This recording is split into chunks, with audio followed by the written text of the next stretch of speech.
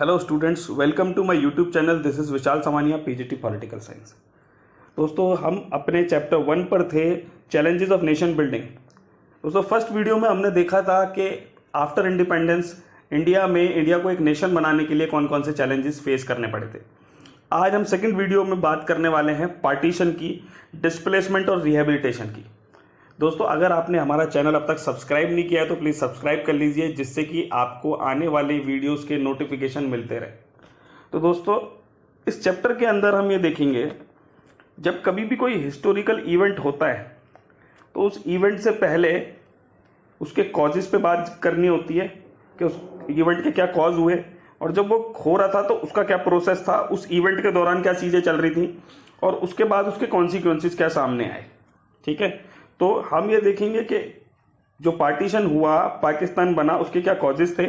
उसके बाद हम ये देखेंगे कि पार्टीशन के दौरान क्या चल रहा था, कैसे डिस्प्लेसमेंट हुआ, लोगों को एक जगह से दूसरी जगह जाना पड़ा, दंगे हुए, वायलेंस हुआ, और उसके बाद हम इसके कॉन्सिक्वेंसेस पर नज़र डालेंगे। ठीक है दोस्तों, तो अब हम चलते हैं, अपना लेक्चर स्टार्ट करते हैं। जैसा कि आपको पता है, हमारा इंडिपेंडेंस डे 15 अगस्त को मनाया जाता है। ऐसे ही पाकिस्तान का इंडिपेंडेंस डे 14 अगस्त 1947 को मनाया जाता है। तो 14-15 अगस्त 1947 को हम कह सकते हैं कि एक कंट्री आज़ाद नहीं हुई थी, बल्कि दो नेशन स्टेट्स आज़ाद हुए थे। और जो पाकिस्तान था, उसको बनाने के पीछे एक थ्योरी थी, जिसे हम बोलते हैं two nation theory. Two nation theory, ये टू नेशन थ्योरी से क्वेश्चन 1 नंबर में भी आ जाता है, 2 नंबर में भी आ जाता है। तो आप इसको बहुत ध्यान से समझेंगे। टू नेशन थ्योरी जो एडवांस की थी मुस्लिम लीग ने। ठीक है, मुस्लिम लीग, और पर्टिकुलरली जब अगर टू नेशन थ्योरी के बारे में पूछा जाता है तो आप मुस्लिम लीग के साथ साथ मोहम्मद अली जिन्ना का भी नाम लिखेंगे। तो टू नेशन थ्योरी में था क्या? टू नेशन थ्योरी ये कहती थी कि इंडिया में दो तरह के लोग रहते हैं, एक पर्टिकुलरली हिंदूज हैं और दूसरे मुस्लिम्स हैं। तो अगर देश आज़ाद हो जाता है तो हिंदू जो है वो इंडिया में मेजॉरिटी में है, तो मुस्लिम्स को वो कभी भी पावर में आने नहीं देंगे, कभी भी उनका राज नहीं हो पाएगा। ठीक है, और मुसलमानों को हिंदुओं की अधीनता में रहना पड़ेगा, उनको सब्जुगेट होना पड़ेगा हिंदुओं का। तो वो ये मानते थे कि अगर मुसलमानों को अलग स्टेट मिल जाएगा तो वो अपने हक की अच्छे तरीके से पैरवी कर पाएंगे। तो अगर हमारे पास ये 1 नंबर का क्वेश्चन आता है तो आप इसे सेम टू सेम लिख सकते हो। जो हमारी एनसीईआरटी की डेफिनेशन है वो ये कहती है कि India consist of not one but 2 people, जो कि मोहम्मद अली जिन्ना कहते थे, Hindu and Muslims. That is why it demanded Pakistan a separate country for the Muslims. ठीक है, सिंपल 1 नंबर का जो क्वेश्चन है टू नेशन थ्योरी पे आ सकता है, और वो यही कहता है कि इंडिया के अंदर एक नहीं बल्कि 2 तरीके के लोग हैं, हिंदू और मुसलमान, और मुसलमानों के लिए हम एक अलग सेपरेट स्टेट की डिमांड करते हैं। तो दोस्तों, पर उस समय की जो दूसरी पार्टीज थी, जैसे कि एक सबसे बड़ी पार्टी कांग्रेस थी उस जमाने में, उसने इस थ्योरी को अपोज किया। ठीक है, उसे अपोज किया, क्रिटिसाइज किया। बट कुछ ऐसे पॉलिटिकल डेवलपमेंट्स हुए, कुछ ऐसी चीजें हुई जिसकी वजह से जब 1947 में देश आजाद हुआ और अंग्रेजी सरकारों ने देश का बंटवारा कर दिया। तो यहाँ पे मोहम्मद अली जिन्ना को देख लीजिए आप। अब हम आगे चलते हैं। तो एक आपको बेसिक फैक्ट बता देता हूँ मैं। जो पाकिस्तान था, जो अभी हम पाकिस्तान देखते हैं, हमने जब पाकिस्तान बनाया गया तो जो मुस्लिम लोग थे वो ज़्यादा मेजॉरिटी में 2 जगह थे, एक पंजाब में और एक बंगाल में। तो ये पाकिस्तान 2 तरफ बनाया गया हिंदुस्तान के। तो ये था वेस्टर्न पाकिस्तान और ये था ईस्टर्न पाकिस्तान, जो बाद में 1971 के बाद जाके बांग्लादेश बन गया। उसकी एक अलग स्टोरी है। शायद अगर आपने मेरी कोई बांग्लादेश वाली वीडियो देखी होगी तो आपको उसमें पता चलेगा, मैं उसमें इसका लिंक डाल दूंगा। तो ये इंडिया का जब पार्टीशन हुआ तो ऐसे पार्टीशन हुआ था, एक वेस्ट पाकिस्तान बना था और ईस्ट पाकिस्तान बना था। ये था एक ही कंट्री, पर दोनों बहुत दूर थी एक दूसरे से। अब वो सब क्यों थी वो हम आगे देखते हैं। ठीक है, तो अब हम देख लेते हैं कि प्रोसेस ऑफ पार्टीशन कैसे होता है। जब पार्टीशन हो रहा था तो पार्टीशन किया कैसे गया। एक रेड क्लिफ थे, सर क्रिड रेड क्लिफ। ये जो लाइन है इसे रेड क्लिफ लाइन के नाम से भी जाना जाता है, जो इंडिया और पाकिस्तान के बीच में बनी हुई है। ये लाइन यहाँ पे लिखा हुआ है, red line, sir red Cliff line के नाम से जानी जाती है। ठीक है, ये जीके का भी क्वेश्चन है, बहुत इंपॉर्टेंट। तो अब हम बात कर लेते हैं कि जब पार्टीशन हो रहा था तो उसका क्या प्रोसेस था। तो ये डिसाइड किया गया जब पार्टीशन के टाइम पर कि हम इस प्रिंसिपल पे पार्टीशन करेंगे वो प्रिंसिपल था principle of religious majority. Principle of religious majority का मतलब ये था कि जिन भी एरियाज में, सपोज करो इंडिया है, जिस भी एरियाज में मुस्लिम्स ज्यादा हैं उसे पाकिस्तान बना दिया जाए।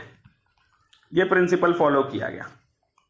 तो the basically it means that areas where the Muslims were in majority would make up the territory of the Pakistan, और जो जो बचा हुआ एरिया है वो सब हिंदुस्तान बन जाएगा। ठीक है, तो ये एक प्रिंसिपल छोटा सा बनाया गया। अब आप देखो, एक नंबर का भी क्वेश्चन आ सकता है इससे, अगर वो घुमा के पूछना चाहे कि वो कौन सा प्रिंसिपल था जिसके बेसिस पे इन्होंने पार्टीशन करने की सोची थी, तो प्रिंसिपल ऑफ रिलीजियस मेजॉरिटी, उसको आप एक्सप्लेन भी कर सकते हो।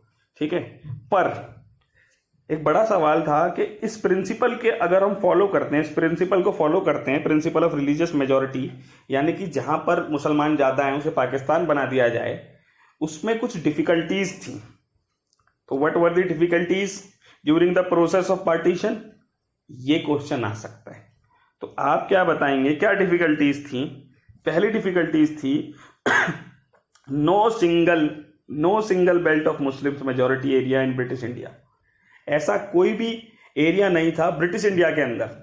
मैंने जैसे आपको पहले भी बता रखा है कि एक ब्रिटिश इंडिया हुआ करता था इंडिया में, और कुछ एरियाज राजा रजवाड़ों के पास होते थे। तो जो ब्रिटिश इंडिया था उसमें कोई भी एक ऐसा एरिया नहीं था जहां पे मुस्लिम मेजॉरिटी पूरी तरीके से हो। ठीक है, तो एक बड़ा चैलेंज था। There was 2 areas of concentration, 2 areas थे, एक पंजाब था और एक बंगाल था जहां पे ज्यादा मुसलमान रहते थे। ठीक है, जो कि एक one of west and one of in the east. जैसे कि अभी हमने ऊपर देखा था, एक एरिया जहां पे मुसलमान ज्यादा थे वो बिल्कुल वेस्ट में था और एक बिल्कुल ईस्ट में था। तो क्या किया गया, तो बिल्कुल Pakistan will comprise the territories west and east Pakistan separated by the long expanse of Indian territory. India के बीच से होते हुए दोनों तरफ वेस्ट पाकिस्तान और ईस्ट पाकिस्तान बना दिया गया। ठीक है जी, तो पहली एक डिफिकल्टीज आपको आई होप समझ में आ गई होगी। अब हम दूसरी डिफिकल्टी के बारे में बात करते हैं।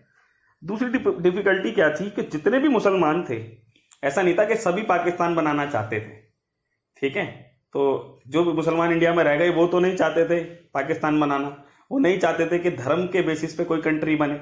तो ऐसे ही हमारे एक बड़े नेता थे Khan Abdul Ghaffar Khan. Not all Muslim majority areas wanted to be in Pakistan. जितने भी मुस्लिम मेजोरिटी के एरियाज थे वो पाकिस्तान में नहीं जाना चाहते थे, पाकिस्तान नहीं बनाना चाहते थे। उनमें से एक बहुत बड़े लीडर हैं खान अब्दुल गफ्फार खान। आपको बता दूं, एक नंबर के क्वेश्चन में 100% आ सकता है। खान अब्दुल गफ्फार खान बहुत ही जाने माने और बहुत इंपॉर्टेंट नेता है, हमारे फ्रीडम फाइटर थे, और ये आते थे NWFP से, नॉर्थ वेस्टर्न फ्रंटियर प्रोविंस से, NWFP। अब मैं ये NWFP जो जगह है वो आपको दिखा देता हूं मैप में। ये वाला एरिया हमारा NWFP है। तो यहां से खान अब्दुल गफ्फार खान, यहाँ के बड़े फेमस लीडर थे, वो यहां से आते थे। और इन खान अब्दुल गफ्फार खान को फ्रंटियर गांधी भी बोला जाता है, सीमांत गांधी। फ्रंटियर गांधी क्योंकि ये गांधी को फॉलो करते थे, गांधी जी के विचारों को मानते थे, नॉन वायलेंस को मानते थे। तो इन्होंने बड़ी कट्टरता से, बड़े कठोर तरीके से स्टॉन्चली अपोज द 2 नेशन थ्योरी। इन्होंने मोहम्मद अली जिन्ना और मुस्लिम लीग की जो 2 नेशन थ्योरी वाली बात थी उसे अपोज किया इन्होंने। ठीक है, eventually his voice was simply ignored and NWFP was made to merge with Pakistan.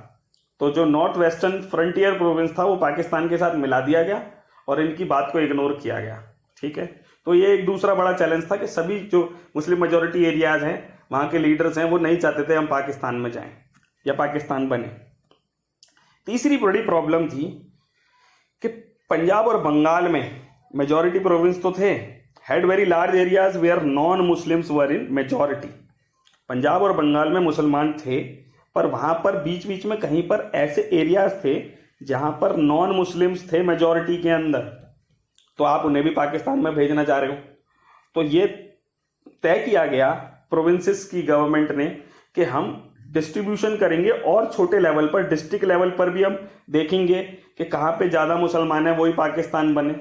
ठीक है, पर ऐसा हो नहीं सका क्योंकि 14 और 15 अगस्त को जैसे ही हमें आज़ादी मिली तो उसके बाद तुरंत ही दंगे छिड़ गए, एकदम बाउंड्री सी बन गई, लोगों को समझ में नहीं आया हो क्या रहा है और लोग एक जगह से दूसरी जगह भागने लगे। ठीक है, ये था हमारा तीसरा चैलेंज, ये तीसरी डिफिकल्टी इस मायने में प्रोसेस ऑफ पार्टीशन में। और चौथी डिफिकल्टी थी प्रॉब्लम ऑफ माइनॉरिटीज। जो दोनों तरफ की माइनॉरिटीज थी, आपने पाकिस्तान बना दिया, आपने हिंदुस्तान अलग हो गया, तो आप जब देखते हो कि पाकिस्तान में सारे मुसलमान ही थोड़ी थे। ठीक है, उन प्रोविंसेस में सिख भी थे, हिंदूज भी थे। तो ये जो माइनॉरिटी लोग थे, प्रॉब्लम ऑफ माइनॉरिटी, इन्हें अपने घरों को छोड़ करके भागना पड़ा। हिंदू और सिख पाकिस्तान से भागे, इंडिया से मुस्लिम्स भागे, equally large number of Muslim on the Indian side of Punjab and Bengal. और ये एक ऐसी सिचुएशन बन गई थी कि दोनों ऐसे ट्रैप्ड हो गए थे, लोगों को लूटा जा रहा था, मारा जा रहा था। ठीक है, तो ये एक बड़ी प्रॉब्लम थी। तो ये 4 डिफिकल्टीज 4 नंबर के क्वेश्चन में आ सकती है, 2 नंबर के क्वेश्चन में पूछ सकते हैं कि कोई 2 डिफिकल्टीज बताओ ड्यूरिंग प्रोसेस ऑफ पार्टीशन। ठीक है, तो आई होप आपको ये क्लियर हो चुका होगा, आप इसकी स्क्रीनशॉट ले सकते हैं। अब हम चलते कॉन्सिक्वेंसेज ऑफ पार्टीशन पे, कि एक बहुत बड़ा इवेंट हो गया, एक इतिहास की बहुत बड़ी घटना हो गई, अब इसके बाद इसके परिणाम क्या निकलते हैं, इसके कॉन्सिक्वेंसेज क्या होते हैं। तो कॉन्सिक्वेंसेज में हम देखते हैं कि एक पार्टीशन जो 1947 में होता है, बहुत ही लार्जेस्ट लेवल पर, ये बहुत ही abrupt, unplanned and tragic transformation of population that human history has known. अब ये 3 शब्द आपको याद रखने हैं जो यहां पर मैंने बताए हैं, अब्रप्ट, अचानक, अनप्लैंड।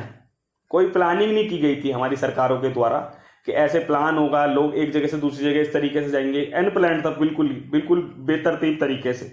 और ट्रेजिक, बड़ा धक्का पहुंचाने वाला, लोगों को समझ में नहीं आया, उन्हें रातों रात अपने घर छोड़कर भागना पड़ा, अपनी जमीनें छोड़कर भागना पड़ा, अपने घर छोड़कर भागना पड़ा। तो ये 3 शब्द आपके दिमाग में बच जाने चाहिए, abrupt, unplanned and tragic transformation of population. Human history में ऐसा कभी नहीं हुआ इतनी तेजी से। ठीक है, तो अब कॉन्सिक्वेंसेज में क्या चल रहा था भैया, सबसे पहले कम्युनल राइट्स, हिंदू मुसलमान सिख आपस में एक दूसरे को मार रहे थे। ठीक है, on the name of religion people of one community ruthlessly killed and maimed people of another community. There were killing and atrocities on both sides of the border. अब ये तो आप लिख दोगे सीधा सीधा, पूरी कहानी रटने की जरूरत नहीं है कि कम्युनल राइट्स है, आप इसे अपनी लैंग्वेज में बता के लिख सकते हो। बट इसमें जो की पॉइंट्स ये हैं कि कुछ सिटीज थी, Lahore, Amritsar, Kolkata, become communal zone. ठीक है, become divided into communal zone. ये यहां पर खूमनम खान हो गया, यहां पर धर्म के नाम पर एक दूसरे को लोग मारने लगे। इन 3 सिटीज के नाम आप याद रखना जब आप कम्युनल राइट्स के बारे में लिख रहे हो। 6 नंबर का क्वेश्चन इससे आ सकता है, क्योंकि बहुत सालों से इस पे क्वेश्चन नहीं आया है, तो इसके चांसेस हैं। ठीक है, और मार्किंग स्कीम से पता चलता है कि क्या हो गया, अभी सीबीएसई ने मार्किंग स्कीम निकाली नहीं है इसकी। तो ये हो गया इसका, पहले कम्युनल राइट्स बहुत ज्यादा हुए। फिर हम देखते हैं कि पार्टीशन की वजह से सोशल सफरिंग्स बढ़ी बहुत ज्यादा। सोशल सफरिंग्स क्या थी, पीपल अपने लोगों से दूर हो गए। ठीक है, अपने घरों से उन्हें भागना पड़ा, abandon their homes, move across borders, minorities on both side of the border fled their homes, secure temporary shelter in refugee camps. ठीक है, दिल्ली के अंदर रिफ्यूजी कैंप्स बनाए गए, बहुत सारी जगहों पर रिफ्यूजी कैंप्स बनाए गए, और ऐसे ही सेम वहां पे भी हो रहा था। ठीक है, womens were abducted on both side, womens को पकड़ लिया गया, एक वुमेन्स को मार दिया गया, खुद उनकी फैमिली के द्वारा मार दिया गया अपनी इज्जत बचाने के लिए। ठीक है, बहुत सारी वुमेन्स को मार दिया गया, रेप कर दिया गया, उनसे शादी कर ली गई। ठीक है, दोनों साइड ऐसा हुआ। Childrens were separated from their parents, बच्चों को सेपरेट कर दिया गया दोनों। Those who did manage to cross the border found that they had no home. Hence, for lakhs of the refugees, the country freedom meant life refugee camp. उन्हें ये तो लगा कि हमारा देश आजाद हो गया है, पर अब आजादी के बाद उन्हें बस रिफ्यूजी कैंप में रहने को जगह मिली थी। वो कैसी आजादी जिसे अपना घर छोड़ करके भागना पड़े। तो दोस्तों, तीसरा कॉन्सिक्वेंसेस देखने को मिलता है administrative concerns and financial strains. ना तो the partition saw not merely a division of properties, liabilities and assets. आपको हैरानी होगी कि जब हमारा पार्टीशन हुआ इंडिया पाकिस्तान का, तो प्रॉपर्टी और लाइबिलिटीज और एसेट्स को ही नहीं डिवाइड किया गया इंडिया की, बल्कि इंडिया की लाइब्रेरीज में जो किताबें थीं, जो कुर्सियां थीं, जो और भी जो सामान थे, उन सबका उनको सबको डिवाइड किया गया. और the political division of the country and the administrative apparatus. What also got divided were the financial assets and things like table, chair, typewriter, paper clips, book and also musical instrument of police band. तो आप देख सकते हैं कि जब देश का बंटवारा हुआ है तो चीज़ों का भी बंटवारा हो रहा है. एक एक चीज़ बांट ली गई. ठीक है, 2 ऑफिसर्स को कमरे में बंद कर दिया गया और बोला गया कि जो जो चीज़ इंडिया सरकार के पास है उन सबका आधा आधा हिस्सा करके बांट दिया गया. The employees of the government and the railway were also divided. जो एम्प्लॉयज थे उन्हें भी डिवाइड कर दिया गया. जो रेलवे थे या गवर्नमेंट एम्प्लॉयज थे उनको भी आधा आधा बांट दिया गया. Above all, it was a violent separation of communities who had hitherto lived together as neighbors. वो लोग जो आपस में पड़ोसियों की तरह रहते थे, उन लोगों ने आपस में एक दूसरे को मारना शुरू कर दिया. It is estimated that the partition forced about 80 lakh migrates across the new border. 80 lakh लोगों को अपना घर छोड़ करके माइग्रेट करना पड़ा. ये अंदाजा लगाया जाता है, बल्कि इससे ज्यादा आंकड़े हो सकते हैं. और 5 से 10 लाख लोग मारे गए उस टाइम पर. तो हम ह्यूमन हिस्ट्री के एक बहुत बड़े इवेंट की बात कर रहे थे दोस्तों, पार्टीशन की. और इसमें बहुत खून खराबा हुआ. इसके कॉन्सिक्वेंसेस बहुत खतरनाक हुए. कुछ लोगों ने कमरे में बैठकर ये डिसाइड कर लिया कि ये 2 देश बनेंगे, पर उन लोगों से नहीं पूछा गया कि क्या आप पाकिस्तान चाहते हैं या हिंदुस्तान चाहते हैं. उनसे ये नहीं पूछा गया कि क्या आप पाकिस्तान में रहना पसंद करेंगे या हिंदुस्तान में रहना पसंद करेंगे. खूना खान शुरू हो गया, लोगों ने एक दूसरे को मारना शुरू कर दिया. और जिसका परिणाम हमने देखा कि 80 लाख लोगों को अपना घर छोड़कर भागना पड़ा दोनों तरफ से, और 5 से 10 लाख लोग मारे गए. तो ह्यूमन हिस्ट्री में एक बहुत गलत मैसेज के तौर पे इसे देखा जाता है. बड़ी बड़ी दुखद घटना थी ये. और इस पर बहुत सारी फिल्म्स बनी हैं. हमारी बुक के अंदर बहुत सारे पोएट्स और शायरों की बातें लिखी हुई हैं. उन्होंने अपने एक्सपीरियंस भी शेयर किए हैं. तो दोस्तों, आई होप आपको ये वीडियो अच्छा लगा होगा. आप इसे प्लीज़ शेयर भी कीजिए और बात भी कीजिए अपने बड़े बूढ़ों से कि वो पार्टीशन के टाइम पे थे तो उन्होंने क्या क्या देखा था. और आई होप आप इसे शेयर करेंगे, इसे लाइक करेंगे और हमारे चैनल को सब्सक्राइब करेंगे. Thank you very much.